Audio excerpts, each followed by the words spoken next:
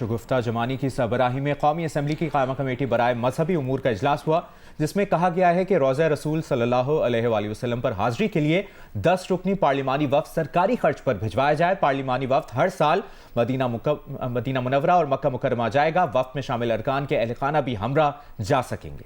عوام کی طرف سے وفد مکہ مکرمہ میں عمرہ ادا کرے گا۔ کمیٹی اجلاس میں کیا ہوا جاننے کے لیے بات کریں گے نمائندہ جیو نیوز آصف بشیر چودھری سے۔ آصف، یہ کیا معاملہ ہے؟ سرکاری خرچ پر اس وفد میں شامل ارکان جائیں گے، ہر سال جائیں گے مدینہ منورہ، ان کے اہل خانہ بھی ان کے ہمراہ ہوں گے، اور یہ عوام کی طرف سے وفد عمرہ ادا کرے گا، کیا یہ ہے؟ کیا اس کی جسٹیفیکیشن ہے؟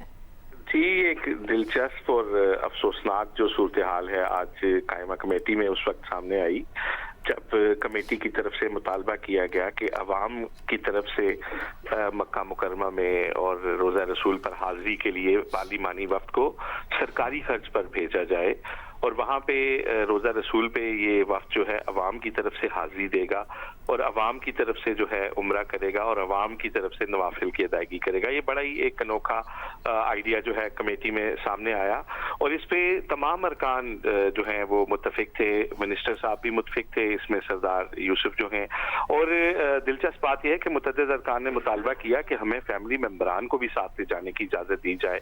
اس پر کچھ ارکان کی رائے یہ تھی کہ اگر آپ نے فیملی ممبران کو لے کے جانا ہے تو پھر ان کا خرچ جو ہے وہ آپ کو خود ادا کرنا چاہیے۔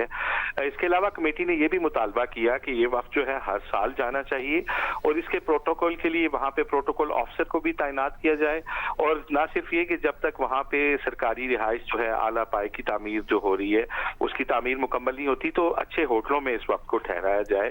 اور اس میں ارکان کا یہ بھی کہنا تھا کہ اسپیکر صاحب خود تو 15 رکنی وفد لے کر جاتے ہیں، تو ہمیں 7 لوگوں کا کہا گیا ہے، تو اس کو کم از کم 10 لوگوں تک جو ہے ضرور لے کر جایا جائے۔ زبردست۔ آصف، یہ بتائیے گا کہ اس میں عوام کی رضامندی کا فیصلہ کون کرے گا؟ یہ کس بیس پہ طے کیا جائے گا کیونکہ عوام کی طرف سے عمرہ ادا ہونا ہے؟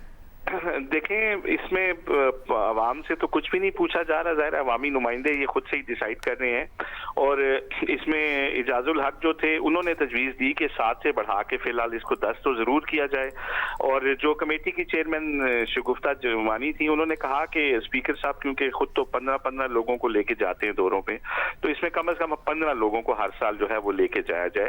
لیکن اس سارے عمل میں افسوسناک بات یہ تھی کہ پبلک ایکسچیکر پر عمرہ کرنے کے اس آئیڈیا میں کوئی بھی شخص جو ہے اس نے اس کی مخالفت نہیں کی، اور آصف بشیر چودھری، سردار یوسف نے یہ بھی کہا کہ وفد کا جانا اعزاز کی بات ہوگی، وفد کے سرکاری خرچ پر جانے میں کیا حرج ہے؟ یہ کہا انہوں نے۔ جی بالکل، انہوں نے اپنے ریمارکس میں کہا کہ سرکاری خرچ پر جانے میں کوئی حرج نہیں ہے، اور یہ اگر پاکستان کے عوام کا نمائندہ وفد ہوگا تو اس کے یہ ہمارے لیے اعزاز کی بات ہوگی۔ اور اس کے علاوہ یہ بھی مطالبہ کیا گیا کمیٹی ارکان کی جانب سے کہ سعودی حکام کو بھی آن بورڈ کیا جائے اور شاہی مہمان کا درجہ دیا جائے، اور وہ مقامات جو مخصوص اور VIP لوگوں کے لیے کھولے جاتے ہیں وہ بھی اس وقت کے لیے کھلوائے جائیں۔ شکریہ آپ کا آصف بشیر اس تفصیل کے لیے۔